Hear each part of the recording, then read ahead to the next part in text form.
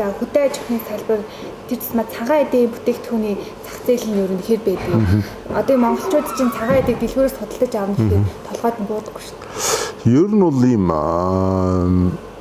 бяцлагийг би ганцаар хийдэг юм биш те. Одоо 20 хэдэн жилийн өмнөөс манай монголчууд айгүй 1-2 компани ер нь хүмүүс ингээд байн бяцлаг хийж оролдож ирсэн. Гадныхан ч хийх гэж оролдож ирсэн. Хийх гэж оролдож ирсэн, болж ирсэн, ихэнх нь болсон, ихэнх нь дампуурсан, ихэнх нь хайсан, залхсан те. Яг тэгвэл бяцлаг хийж болно, бяцлага зарж мэддэг. Зарж мэддэг гэдэг чинь юу гэдэг гэхээр бяцлага хийгээд тэдэн төгрөгийн сүв авах юм байна, тэдэн төгрөг зарах юм байна, ийм ашиг олох юм байна гэдгийг хараад байгаа боловч зах зээлээ сайн судлаагүй байдаг юм шиг байна. Тэгээд дээрэс нь нөгөө юу гэдэг нь те бусад нөгөө хадгалах, мадгалах гэдэг ч юм уу тэр нөгөө юугаа сайн бодоогүй бойжуулалтынхаа тэр нөгөө циклээ бодоогүй яг хулдаанд гарахаас өмнө тэр хэсгээ бодоогүй тэгээд зүгээр ингээ хийгээ үйлдвэр авчраад тэгээд эн чинь авчраад зарах гал гүгээд идэг. Тэгэхээр нөгөөх нь хүм тэр болгон ойлгохгүй юм чинь тийм брэнд болоогүй учраас болдгоо ч юм уу тэгэл ингээл нөгөөтгөө байлгаал буруу хадгалаа зөв хадгалаа ийш тийш буруу зуруу тээвэрлсээр байтал гатаад хагараад хөгзрөөд тэгээд ерөнхийдөө хайдаг байсан. Тэгээ сүүл бүр чихтэй хямдхан өгөхгүй ч хүн авахгүй байсан. Одоо бол жоохон цаг өөр болж байна те. Одоо бол тэр үед бол ядаж улсаас нэг актив дэмжидэггүй. Манайхан ч бас нэг тийм бяцлагны одоо юу гэдэг нь ялангуяа барууны Франц, Голланд ч юм уу ийм бяцлагууд нэг ойшоодгүй байсан байна. Одоо л ондоо болж байна. Одоо болохоор энэ ерөнхийдөө ойлгодог болж эхэлж байна. Дарс одоо жишээл дарсны хэрэглээ бол 20 жилийн өмнө Монголд байгаагүй шүү дээ. Тэ архив уудаг гэсэн пив уудаг гэсэн одоо бол дарс эргэжтэйчүүд гэсэн дарс уудаг болсон. Тэрнтэй адилхан цаг хугацаа хэрэгтэй юм шиг байна. Тэгэхээр одоо бол ерөнхийдөө бяцлагны одоо таашаалын соёл гэдэг ч юм уу тэ энэ юу бол дөнгөж ингэж авирч байна. Энэ юун дээрс юу хүн юмаа мэдрээд юм хийх гэж оролдох нь зөв. Одоо бид Монголд юу дутагдж байгаа мэдлэг дутагдж байгаа. Хийж болдгийм байх гэдэг интернетээс хардаг ч юм уу сүнэ гадаад хүнээс авчраад дууралгаал хийж болно. Гэвч нөмний түрүү хэлсэн шиг энэ бяцлага чи ойлгохтой одоо нөгөө эзэмдэх тийм бараг нүдэ анжгаад хийдэг. Тийм болтол жил 2-3 жил дор хаяж шаарддаг. Тэгээ би 10 жил нухлаа гэж яриад шүү дээ. Дандаа буруу хийжсэн байгаа байхгүй. Санаас л ойлгож ийн гэдэгтэй адилхан. Энд бол мэдлэг хэрэгтэй байхгүй.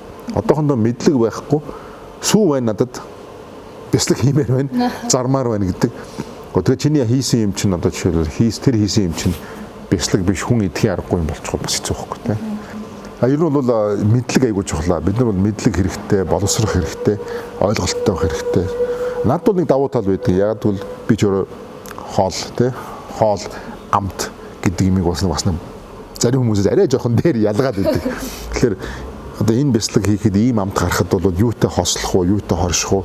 Тэгээ ерөнхийдөө яг юмны амтны оригинал юуг нь бол одоо ориг амтыг мэднэ гэсэн үг. Мэднэ одоо эн чинь тийм амттай гэдгийг хэлж би мэднэ. Горгонзола одоо Ломбардигийн юм байдаг, Пьемонтын юм байдаг. Тэ?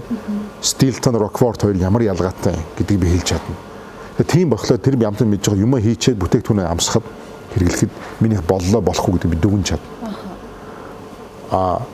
Тэрэлжид байгаа нэг өвөө ч юм уу эсвэл одоо тэ гачууртад байгаа нэг анжаа ч юм уу баяуулгид байгаа нэг ах ч юм уу те эмээ ч юм уу эднэр бол мэдэхгүй штэ.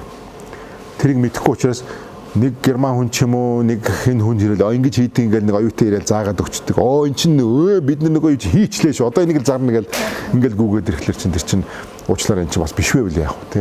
Тэгэхээр над бол давуу тал байгаад байгаа. Тэр талаа. Тэгэхээр би энийгээ бас нэг хүмүүстэй хуваалцаад одоо хүмүүсийн одоо бяцлаг үйлдвэрлэх гэж байгаа хүмүүсийн боловсролд бас жоохон нэг анхаарах ёстой юм уу нэг арга ажил зохиодог ч юм уу сургалт явуулдаг ч юм уу гэсэн бодлол бол байдаг. Тэгснээр бүгд л хожно. Би бол яг зүгээр нэг туг ингээ хатгаад ингээ хүрээд ирэж бүгдөө сайхан хамтрыг гэж хашгираалгаа. Тэгээ одоохондоо ирж байгаа монголчууд ч нэг тэр болгоо ингээ нэг энэ юу хийгээд энэ миний юу мэдэх гэдэг нэг уучлаарай. Тиймэрхүү нэг жоохон тийм хүнд итгэмтгий бус тийм зам бол байдаг л да монголчууд юм. Тэгэхээр тэрнээсээ болоод ч юм уу бид нар яг нэг чиглэл рүү явахгүй. Ингэснээр бол хэрэглэгч боловсрон чи өөрөө боловсрон тий бид ер нь хаана ямар төвшөнд байгаа мэдэрнэ. Ингээд сайн юм хийдэг болно. Эрүүл өрсөлдөөн гарна. Хамтрах хорших ажлууд зөндөө гарна тий. Тэгэхээр иймэрхүү юм дээр бол гарах юм бол хин эндэл хожлолтой гэсэн. Тийм дотоод. Тийм ер нь бол монголчууд бол олон улс руу гарах нь чухал гэж бодож байна. Гэхдээ би бас тийм ажлыг хийгээл байгаа. Амаргүй юм байна. Ерөөсөө ингээд үд таачдаг юм байна бидний юг. одоо хил дээр л бүх юм зогсоодог. Одоо урд хөрш зогсооно, хойд хөрш зогсооно. А энэ бол ганцхан тэдний буруу гэдгээсээ биш. Манай зогтолох зохицуулалт, малын эрүүл бос гэдгээ одоо нотлох тэр систем тийм одоо аргачлал хэцүү. А тэгээ нөгөө ер нь айгүй олон малын эрүүл ахуйгаас ахуулаад ерөнхийдөө маш олон юм дээр монголчууд унаад байгаа байхгүй. Энд шүлхий гарчлах тэгэл шүлхийтэй газараас сүм бүтээгдэхүүн гарахгүй шүү дээ. Шүлхий одоо Сүхбаатарт гарахад би энд хийж байгаа. Монгол ч том шүү дээ, тий. Тэгэхээр тэр ямар хамаатай. Тэгэхээр тэнд датанд бол Монгол шүлхий гарсан гэдэг үгээр л юм хаагдчих жишээт. Гэх мэтлэнгээр иймэрхүү юмгаа бид нар зохицуулж дотооддоо сайн зохицуулж чадаагүй гэж захиалд нэх гарна мөрн албан ёсоор гарна гэдэг ах амаргүй. Хулгаагаар ясаашаа гарч болох байх л да. Эсвэл нэг зал хэрэгжилжтэй одоо 3-4 ороод хамжуулдаг юм байна. Тэрнээс биш амаргүй. Гэхдээ бол ирээдүйд би бол дэлхий тарихдах нь чухал гэж бодож байна.